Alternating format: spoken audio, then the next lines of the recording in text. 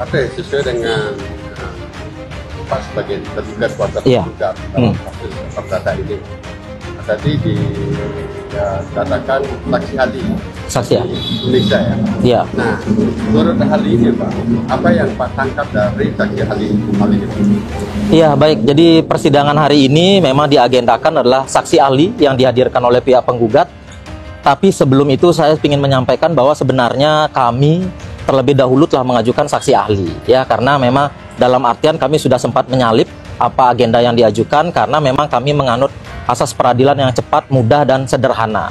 Karena beberapa kali persidangan pihak penggugat selalu menunda-nunda saja. Jadi minggu lalu kami yang menghadirkan saksi ahli dan kali ini adalah dari pihak penggugat yang menghadirkan saksi ahli yang merupakan akademisi dari Undiksa Singaraja, ya. Jadi bagaimana persidangan tadi adalah cukup sedikit memberikan gambaran yang abu-abu, tidak cukup jelas menurut pandangan kami. Karena kenapa? Karena ahli menyampaikan bahwa perjanjian yang dibuat oleh klien kami adalah identik dengan perjanjian nomini. Jadi menurut kami itu sudah selalu cukup subjektif karena sudah melakukan penilaian. Karena apabila memang perjanjian tersebut merupakan perjanjian nomini, tidak mungkin perjanjian itu dipergunakan oleh dua notaris. Karena kenapa? Karena SHM atau objek sengketa dalam perkara ini itu sudah pernah diuji beberapa kali dalam persidangan. Jadi saat itu di 2021 klien kami juga digugat, namun saat itu kita dimenangkan karena gugatannya dicabut oleh pihak penggugat.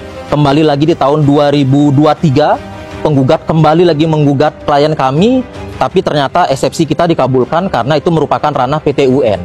Dan kali ini penggugat kembali lagi menggugat klien kami dengan dasar akte yang dibuat. Bahwasannya akte yang dibuat tersebut kan telah dibuat bersama-sama 9 tahun yang lalu berdasarkan kesepakatan para pihak T1 dengan si penggugat. Jadi apabila memang baru tahun ini, baru 9 tahun kemudian penggugat merasa itu adalah akte nomini atau merupakan penyelundupan hukum, harusnya itu sudah dibatalkan dari tahun-tahun sebelumnya. Kendati pun itu merupakan akte nomini, tidak mungkin notaris 1 dan notaris 2 mau melakukan perbuatan hukum, mau melanjutkan tindakan hukum selanjutnya sampai dengan peralihan hak terjadi.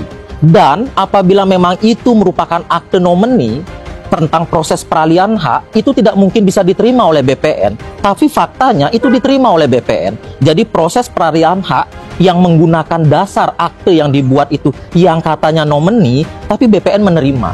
Itu artinya, sebagaimana pertanyaan kami tadi di persidangan kepada saksi ahli, akte yang dibuat ternyata dipergunakan kembali oleh notaris PPAT selanjutnya dan diterima oleh pihak instansi pemerintah, dalam hal ini BPN, berarti itu akte yang benar, tidak ada akte nomini, sehingga proses peralihan haknya benar terjadi. Dan terkait dengan proses peralihan hak, tadi juga prinsipal kami sudah bertanya tentang PP dari peraturan pemerintah tentang Kementerian Agraria bahwa sertifikat yang telah terbit di atas dari 5 tahun itu sudah tidak bisa digugat. Begitu, jadi akte yang dibuat 9 tahun yang lalu, proses pelarian haknya sudah lebih dari 5 tahun. Jadi apabila itu nomini, itu tidak mungkin terjadi. Tidak mungkin melalui 2 notaris dan 1 instansi pemerintah. Tapi dalam seluas-luasnya, itu sebagai saksi kuasa hukum dari tergugat gimana? Iya, kembali lagi terkait dengan akte kuasa yang tadi dipertanyakan, bahwa dia mengatakan bahwa akta kuasa yang diberikan seluas-luasnya identik dengan kuasa mutlak. Tapi menurut kami, sebagaimana pertanyaan kami kepada ahli, kuasa itu kan diberikan berdasarkan kesepakatan, keinginan dari si pemberi kuasa. Pemberi kuasa yang berkeinginan memberikan kuasa yang seluas-luasnya kepada si penerima. Dan yang selanjutnya, penerima pun telah menjalankan kuasa tersebut. Begitu. Dan setelah kuasa itu dijalankan, diujilah di notaris berikutnya. Notaris berikutnya telah mengkaji akte yang dibawa, ternyata aman, sehingga perbuatan hukumnya bisa terus terjadi, berlanjut. Begitu. Menurut Pak, sebagai satu sisi kuasa hukum daripada tergugat, menurut Pak dengan perjanjian ini yang dibuat di notaris ini sudah mengandung unsur juridis apa namanya? Juridis apa namanya, Bu? Nomini? Ya. Iya. Jadi kalau menurut pandangan kami, apa akte yang telah dibuat oleh klien kami itu merupakan akta yang pada umumnya. Tidak ada akta penyelundupan hukum atau nomini, tidak ada.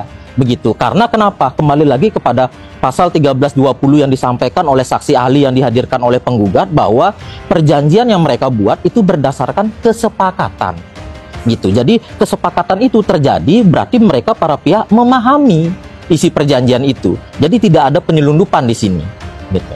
Tadi Pak mengatakan sudah hampir 3 kali Pak. 3 kali 3 gugatan. kali gugatan ini terjadi Pak. Ini gugatan yang ketiga Pak.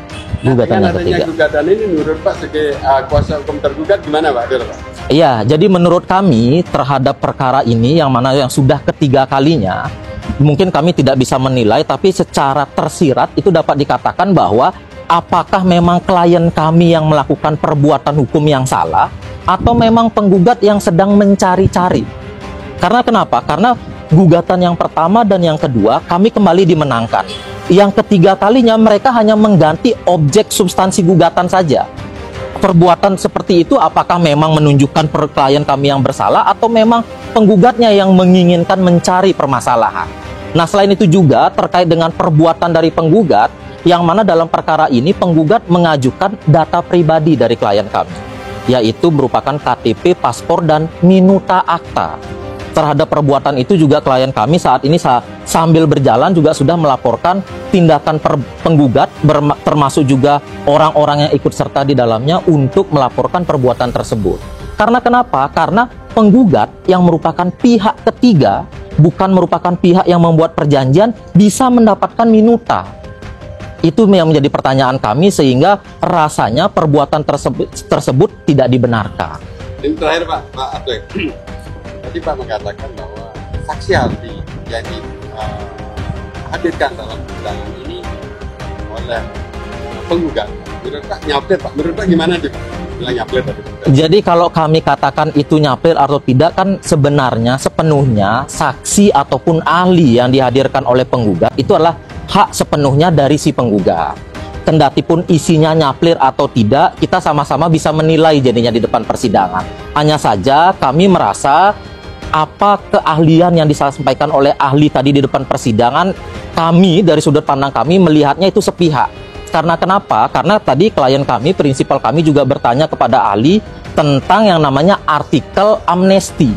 Gitu ya, bahwa warga negara asing itu, pemerintah negara Indonesia itu memberikan amnesti kepada warga negara asing terkait dengan perjanjian nomeni.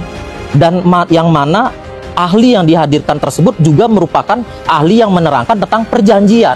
Begitu kami tanyakan hal itu, ahli tidak mau menjawab. Dengan alasan itu bukan kapasitasnya dia, dengan alasan itu dia tidak membaca artikel tersebut, bahwa kami rasa bahwa kalau memang ahli ini merupakan ahli perjanjian, rasanya segala artikel apapun dia pasti memahami. Tadi Pak menerangkan ketika menghilangkan hasil notaris perjanjian notaris, banyak hal dari saksi ahli itu bukan kewenangannya dia Pak. Betul. Nah, menurut Pak gimana Pak? Iya, jadi kami rasa itu memang sepenuhnya adalah hak dari si ahli menjawab seperti apa. Karena sebagaimana yang kita pahami tadi di awal pembukaan sidang, bahwa ahli pun sendiri menyampaikan bahwa ahli hanya seorang akademisi, bukan praktisi. Tapi menurut kami rasanya seorang akademisi ataupun praktisi tentang keilmuan itu harusnya sih dia tahu. Contoh seperti tadi kami menanyakan bahwa apakah pihak yang membuat perjanjian dapatnya minuta atau salinan, bagaimana dengan pihak ketiga yang tidak ikut perjanjian tapi mendapatkan minuta, apakah itu salah atau tidak? Seharusnya kan secara akademisi atau teoritis ahli harusnya sih bisa menjawab bahwa itu tidak benar. Tetapi kembali lagi itulah merupakan hak dari ahli untuk memberikan tanggapan atau jawabannya seperti apa. Pak, ada hal lain yang disampaikan terkait dalam kasus perdata ini Pak? Ya, terkait dengan hal itu, kalau kami ditanya mengenai perkembangan persidangan selanjutnya, kami optimis kalau kami akan dimenangkan, karena sebagaimana fakta hukum yang kita miliki bahwa memang sertifikat yang telah beralih kepemilikan ini telah terjadi 9 tahun yang lalu. Sebagaimana perjanjian, sebagaimana PP dari Kementerian Agraria juga menyatakan bahwa sertifikat yang telah terbit di atas 5 tahun tidak bisa digugat kembali. Lalu terkait dengan akta yang saat ini dipermasalahkan, akta tersebut juga telah diuji di 2 notaris yang berbeda. Sehingga apabila itu akta yang salah atau melanggar hukum, seharusnya notaris pertama dan kedua harusnya menolak. Jadi kalau kami ditanya hasilnya, kami optimis. Harapan terhadap satu sisi hakim yang memimpin dalam sidang ini? Ya, jadi kalau terkait dengan kepemimpinan hakim dalam perkara ini, kami sih berharap tetap objektif dalam memeriksa perkara ini ya. Dalam memberikan putusan, mudah-mudahan hakim bisa benar-benar melihat, mengkaji fakta hukum dan keterangan saksi baik fakta ataupun ahli secara objektif. Karena kami rasa sudah cukup jelas dan terang sebagaimana aturan hukum yang ada, sebagaimana keterangan yang telah disampaikan di depan persidangan, harusnya hakim sudah bisa memutuskan yang mana hitam dan yang mana putih. Terima kasih Pak De.